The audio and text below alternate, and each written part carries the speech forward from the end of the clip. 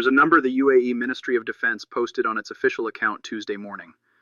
One of those numbers that makes every defense analyst pause, every Patriot crew member pause, every Gulf finance minister who has to sign the checks pause. Because buried inside that number is the math of when this war ends. Not when America wants it to end. Not when Iran decides to stop. When the arithmetic forces the conclusion that you can't keep defending anymore. That number is 645. The United Arab Emirates says it intercepted 169 missiles out of 182 detected, with the rest landing in the sea. And it says it intercepted 645 drones, with another 44 still hitting inside state territory. Read that again. 645 drones intercepted in 5 days. Now here's where the math turns from impressive into unsustainable. Each one of those interceptions requires a Patriot PAC-3 interceptor missile, and each PAC-3 costs about $4 million. Each Patriot battery carries somewhere between 12 and 16 interceptors in its launchers. So do the arithmetic the way every defense planner does it in a crisis. 645 intercepts, divided by roughly 14 interceptors per battery, equals about 46 full Patriot battery reloads burned through by the UAE alone, just in 5 days. And what are they firing $4 million missiles at? Drones Iran can manufacture for somewhere between $20,000 and $50,000 each. So in 5 days, the UAE has effectively spent roughly $2.6 billion in interceptor missiles, potentially up to around $6 billion depending on the exact mix and usage, defending against drones whose total manufacturing cost might be in the neighborhood of $32 million. That is not a defense success story. That is a cost-exchange ratio that screams one thing. The attacker can keep going longer than the defender can keep paying. Roughly 80-1 in Iran's favor. And this isn't happening in one place. Kuwait intercepted 178 ballistic missiles and 384 drones. Bahrain intercepted 70 missiles and 76 drones. Qatar intercepted 101 missiles and 24 drones. Add those numbers together. Then add the American interceptors burned defending the 5th Fleet, Al-Udeid, Al-Dhafra, and Ali al-Salem. Then add the Israeli interceptors fired to protect Tel Aviv, Haifa, and Beit Shemesh. And once you add all of it up, you arrive at the only question that matters. The question every procurement officer in the Gulf is asking their American counterpart this Tuesday morning. How many interceptors are left? To understand why that question is so terrifying, you have to remember what happened last year. During Israel's 12-day war with Iran in June, the United States burned through about a quarter of its THAAD interceptor stock. The U.S. has 7 THAAD systems, and it deployed 2 of them in Israel during that conflict. A quarter of America's entire THAAD interceptor inventory, gone in 12 days. Now look at what's happening here. This war is on day 5. It's not covering one country. It's hitting something like 11 simultaneously. And it has already generated more total intercepts in its first 5 days than the entire June conflict did. And then comes the detail that turns strained into mathematically doomed. Rubio confirmed publicly that America produces 6 to 7 interceptors per month. 6 to 7 per month, against a consumption rate that the UAE alone has just shown can run at hundreds per day. So even if you assume emergency logistics, surge capacity, every lever pulled, this isn't a supply problem you fix with a shipment. This is a production reality you can't outrun on the timeline of an active war. And here's the political reality that quietly sits underneath the logistics.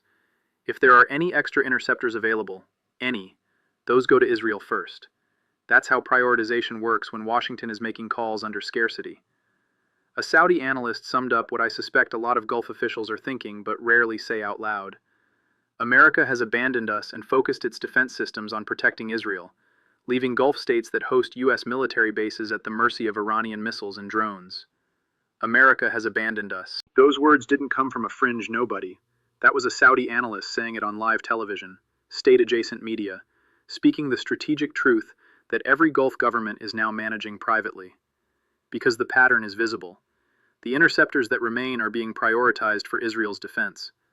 The Gulf states that hosted the bases that enabled the operation are being told, in effect, to manage their own depletion with whatever PAC-3 stocks they have left. And those stocks aren't measured in months. They're not measured in, we can hold out through the season. They're measured in days. So the source document asks the question that the depletion numbers make unavoidable, a question with no comfortable answer for any American military planner, any Gulf defense minister, or any insurance underwriter at Lloyd's of London trying to price next week's war risk coverage. What happens when the interceptors run out? If Iranian attacks continue through this week, I expect the Gulf Arab states to start moving from passive defense into active counterattack planning, because depletion forces your hand.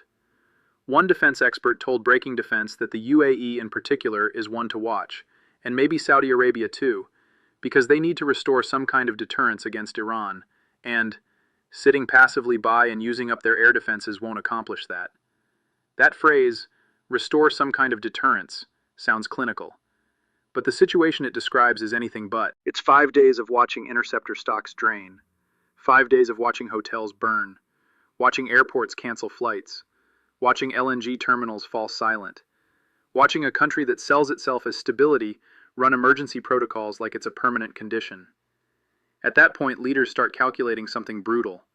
Is waiting for depletion actually worse than striking Iran directly? And listen to what Gulf states are saying publicly now. The UAE says it will not sit idly by. Qatar says it reserves the right to retaliate. Saudi Arabia says it will take all necessary measures, including the option of responding to aggression. Those aren't the words of countries preparing to extend passive defense indefinitely.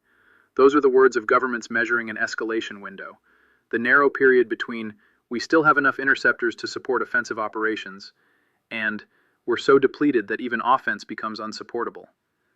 But here's the calculation that makes Gulf counterstrikes the most dangerous possible development. The development that takes a regional war and turns it into something Washington doesn't have a clean framework to manage. A Eurasia Group analyst told CNN that Iran has a lot more short-range ballistic missiles capable of reaching its immediate neighbors than long-range projectiles. And what Iran has in enormous quantity is exactly what matters in the Gulf. Short-range missiles that can reach Gulf cities, and thousands of quickly manufacturable suicide drones. Thousands. Quickly manufacturable. Which means Iran's inventory of weapons that can hit Gulf targets isn't just a fixed stockpile that depletes and eventually runs dry. It's closer to a production line. Iran is manufacturing drones and short-range missiles inside Iran, inside factories American strikes haven't reached, at a rate that Rubio effectively acknowledged outpaces American interception capacity by something like 15 to 1. And that's the nightmare loop. Every day the war continues, Iran's relative advantage improves. Gulf interceptor stocks deplete faster than Iran's production can be disrupted. And American replenishment, 6 to 7 per month, cannot keep pace with hundreds being consumed per day. So across the GCC, you're seeing the downstream effects that follow depletion math. Military aircraft dispersed, critical infrastructure hardened, alternate command and control nodes activated, civil defense measures rolled out at scale. Shelter-in-place alerts, school closures, controlled public movement, across multiple Gulf cities at the same time. And those civil defense measures are basically the domestic equivalent of the interceptor problem. Systems designed for temporary emergency use being activated in a situation where temporary is starting to look structural. The emergency is now 5 days long with no visible endpoint, and populations that accepted these measures on day 1 as a passing disruption are now entering day 5 of school closures, flight cancellations, missile sirens, and asking their governments a question no ruler wants to answer. When does this end? Then you have the political messaging coming out of Washington. Trump told CNN, "The biggest surprise of the war has been Iran's attacks against Arab countries in the region." The biggest surprise. On day 5 of a war his administration planned for months, the President of the United States says the biggest surprise is Iran attacking Arab countries. Not interceptor depletion, not the missile deployments, not the cascade of disruptions. The biggest surprise was the response Iran publicly announced it would make, threatened for months, and that every serious regional analyst modeled as the primary retaliation pathway, the same pathway Gulf states warned Washington about if operations launched from their soil. The biggest surprise was the most predicted outcome. And then Iran signals what it believes the next phase is. After 2 drones hit the American embassy in Riyadh, an IRGC Telegram channel posted a phrase that describes their campaign more precisely than any press conference or social post since this began. Destroying American political centers. Not just military bases, those have been hit since day 1. Not just energy interests, those have already been targeted. Not just intelligence personnel, those have been threatened through precision strikes on buildings whose occupants Iran somehow seemed to know before impact. Political centers, embassies, consulates. The formal diplomatic architecture through which America projects political presence across the region. And here's why that matters. The inviolability of embassies under the Vienna Convention has been one of the symbolic guardrails of international order, something even enemies often kept intact even at maximum military tension. That guardrail is now gone. The embassy in Riyadh is smoking. The embassy in Kuwait is closed indefinitely. The State Department has told Americans to depart now from 13 countries using commercial means, through the same commercial aviation system that canceled roughly 1,400 flights on Sunday and has been disrupted day after day since. Building by building, drone by drone, the formal diplomatic infrastructure of American presence in the Middle East is being degraded, while the White House still calls the most predictable retaliation the biggest surprise. And the irony that Gulf officials can't ignore is this. Some of the same Gulf states that urged Washington weeks ago not to strike Iran are the ones under fire now that the war erupted. They sent representatives. They argued against the operation. They warned what would happen. They were overruled. Now they're watching their interceptors drain, their embassies smoke, their LNG terminals idle, their property values wobble, their reputations as safe investment havens crack in real time. And this is the economic dimension no war game captures with enough precision. The property market shock. Dubai property, Abu Dhabi property, Doha property. The three real estate markets that spent a decade attracting the world's most mobile capital. Russian money leaving London after 2022, European executives leaving Paris for tax efficiency, Indian and Pakistani professionals relocating for sunshine and zero income tax, Chinese investors parking capital in towers on the Palm. All of them made their decision on one assumption: security.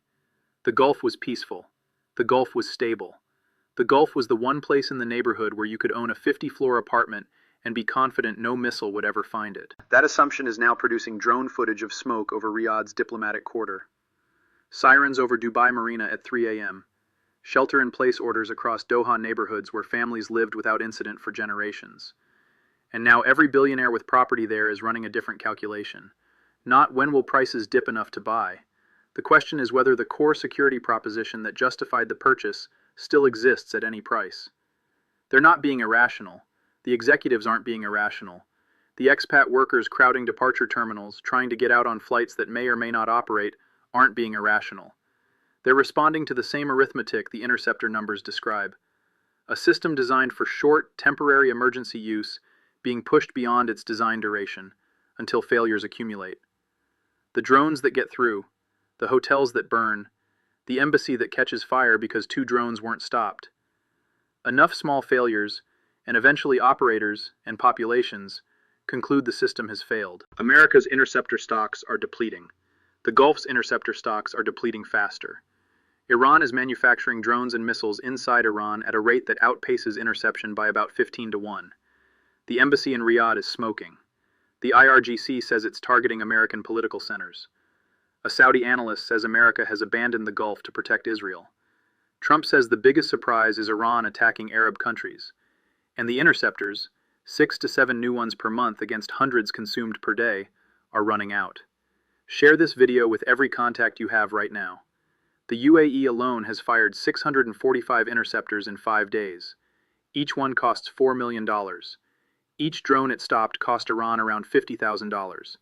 That's an 80-1 exchange ratio in Iran's favor, and the stocks are days from depletion. The Saudi analyst said America abandoned the Gulf to protect Israel. The IRGC said it's moving to target American political centers next. Trump said the biggest surprise was Iran attacking Arab countries, the thing every analyst predicted. The math is almost done.